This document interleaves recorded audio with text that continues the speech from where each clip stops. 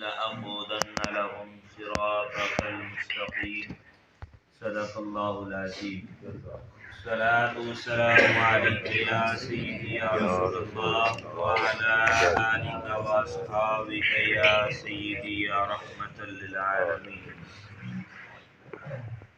پچھلی آیات میں آپ نے سماعت فرمایا کہ اللہ تعالیٰ نے شیطان کو جنت سے اترنے کا حکم دیا اور قیامت تک کے لیے ملعون قرار دیا.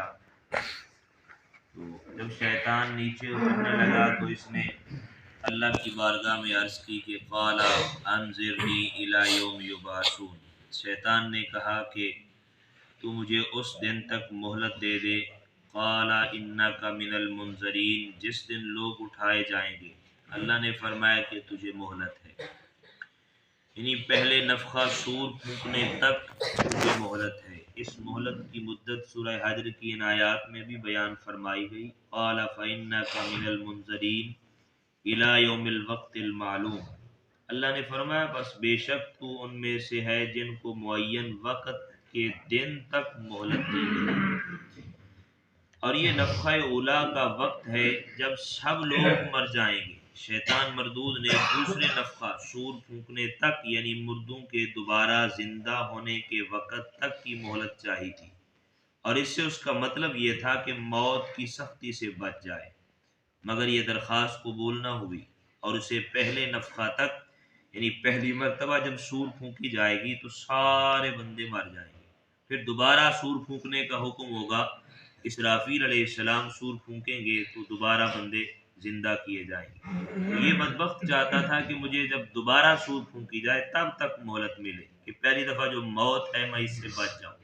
اللہ نے فرمایا نہیں، پہلی مرتبہ جو سور پھونکا جائے گا اس وقت تک مہلت ہے، اس کے بعد سب مر جائیں گے اور تو سب کے ساتھ وہ بھی ہلاک ہو جائے گا.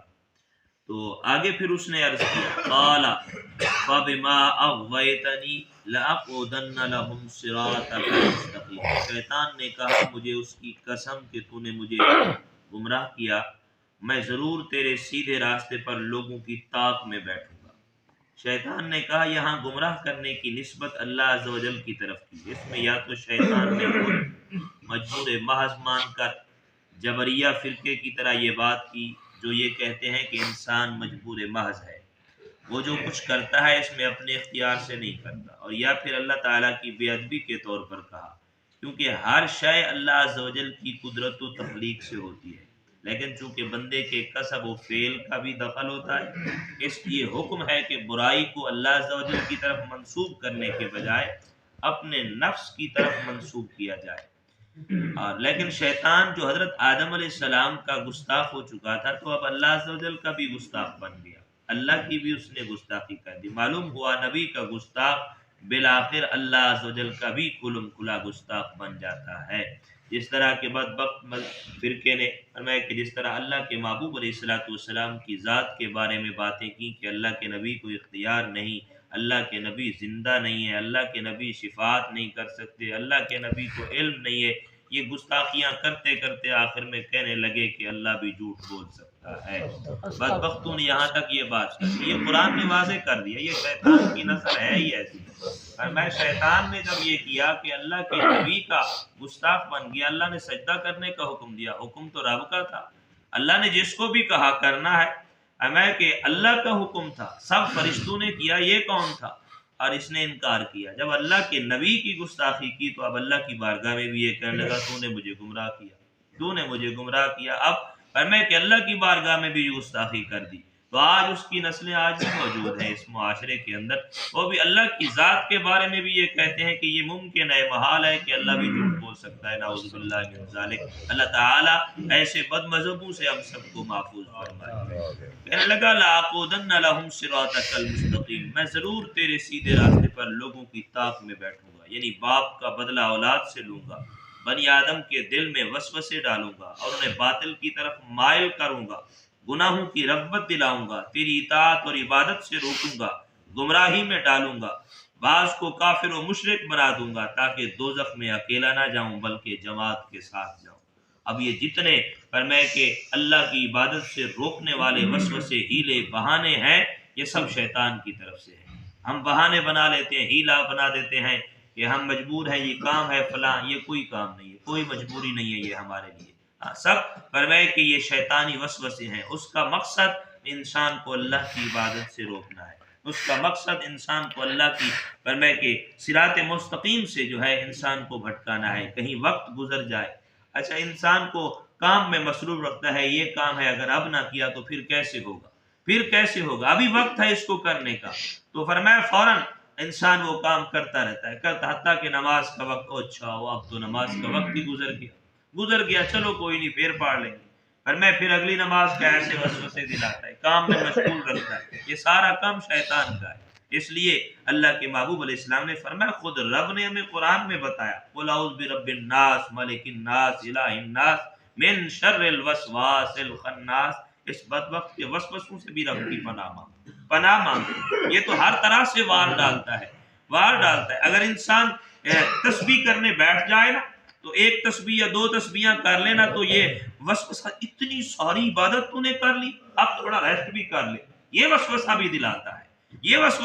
حضور غوث پاک کے پاس آیا تھا، مشہور فرمے واقعہ ہے. اب تو وہ تو ظاہراً یہ بدبخت آ گیا تھا، اب تو ہر کسی کے پاس یہ موجود ہوتا ہے. فرمے جاتا ہے حضور غوث اعظم کے پاس چلا گیا، آپ عبادت میں مشغول تھے، بادل کی صورت بن کے اوپر آ گیا، کہنے لگا عبد القادر میں تیرا رب ہوں، میں تجھ سے راضی ہوں. فرمے آپ عبادت کی بس کر دے. آپ نے فرمایا انا للہ و انا الیہ راجعون. بدبخت نکل جا، لا حول ولا قوت الا باللہ.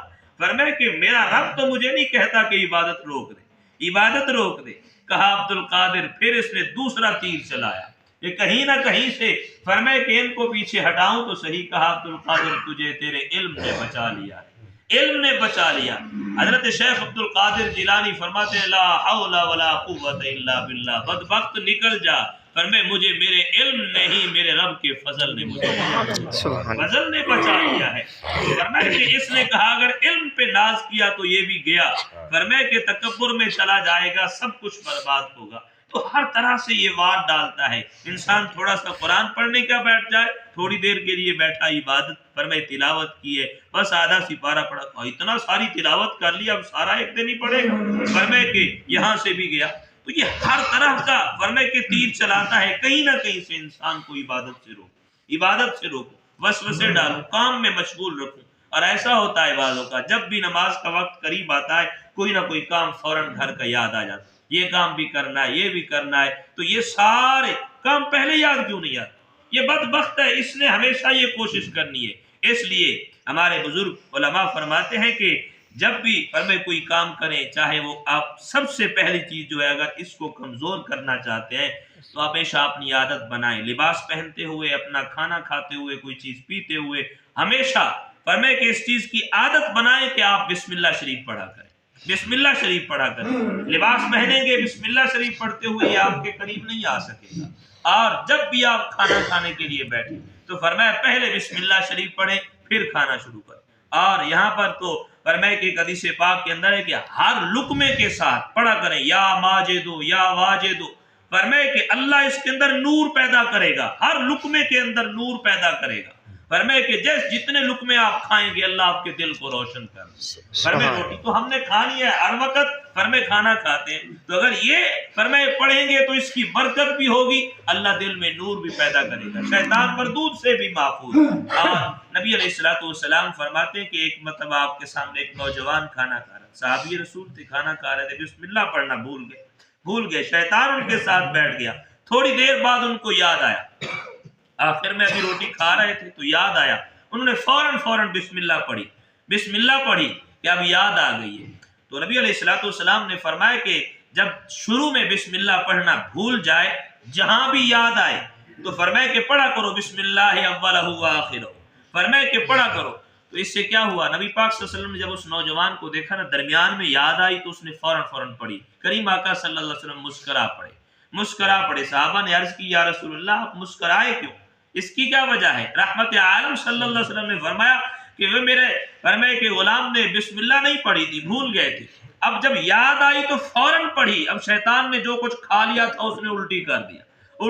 ایک بزرگ کے بارے میں نے پڑھا، وہ کہتے تھے اکثر میں کرتا ہی ایسا ہوں، میں نے 2 روٹیاں کھانی ہے نا، ایک روٹی کھا کے بسم اللہ نہیں پڑھتا، جب ایک روٹی کھا لیتا ہوں اور اوپر سے پانی نہیں پیتا، فوراً بسم اللہ پڑھتا ہوں، اب اس کو لگے مرچیں ساری الٹی کرے، فرمایا اس کو ایسے میں نے کمزور کرنا ہے۔ تو جب ہم بسم اللہ پڑھتے ہیں تو فرمایا کہ یہ کھانا نہیں کھا سکتا، جب ہم پانی پہ بسم اللہ پڑھتے ہیں یہ پانی نہیں پی سکتا، اس طرح یہ کمزور ہوتے ہوتے ہوتے فرمایا مر جاتا ہے، اس کے پاس اتنی ہمت نہیں ہوتی کہ اٹھ کے آ سکے۔ اس کو کمزور کرنے کا عبادت میں جب بھی فرمایا کہ سستی ہونے لگے، کہ عبادت کرنے کے لیے، نماز پڑھنے کے لیے انسان کو یہ شیطان سستی دلاتا ہے، اب تھوڑا سا فرمایا جب بھی سستی ہونے لگے فوراً وضو کرے، اور چاہے نماز کا وقت نہیں ہے 2 رکعت نفل پڑھ لیں، 2 رکعت نفل پڑھ لیں، کہ اس نیت سے کہ یا اللہ اس نے مجھے سستی دلائی ہے، اللہ مجھے اس سے محفوظ فرما۔ فرمائے جتنی زیادہ عبادات میں ہم شوق پیدا کریں گے اتنا یہ زیادہ کمزور ہوگا۔ نماز ہم پڑھتے ہیں اس سے اس کو کمزوری ملتی ہے، نوافل پڑھتے ہیں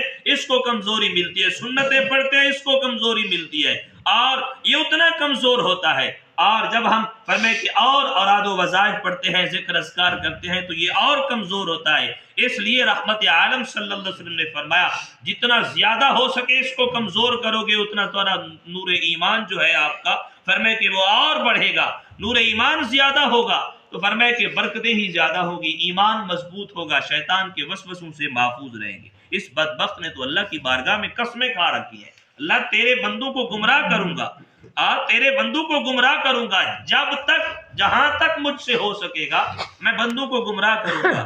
آگے میرے رب کریم کا بھی کرم دیکھے نا، اللہ نے فرمایا بدبخت جا جتنا تجھ سے ہو سکتا ہے کر لے، اور میں بھی قسم کھاتا ہوں اپنی عزت و جلال کی، میرا بندہ جب بھی مجھ سے معافی مانگے گا سارے گناہ معاف کر دوں گا، یہ رب کی عطا ہے۔ بدبخت تو گناہ کروائے گا نا ان سے، میرا بندہ جب بھی میری بارگاہ میں آئے گا مجھ سے معافی مانگے گا میں اسے معاف کر دوں گا۔ اس لیے اگر غلطی سے کبھی گناہ ہو بھی جائے رحمت عالم صلی اللہ علیہ وسلم نے فرمایا فوراً نیک عمل کیا کرو، اللہ اس نیکی کے صدقے سے گناہ کو مٹا دے گا۔ اللہ تعالی ہم سب کو نیک اعمال کی توفیق عطا فرمائے۔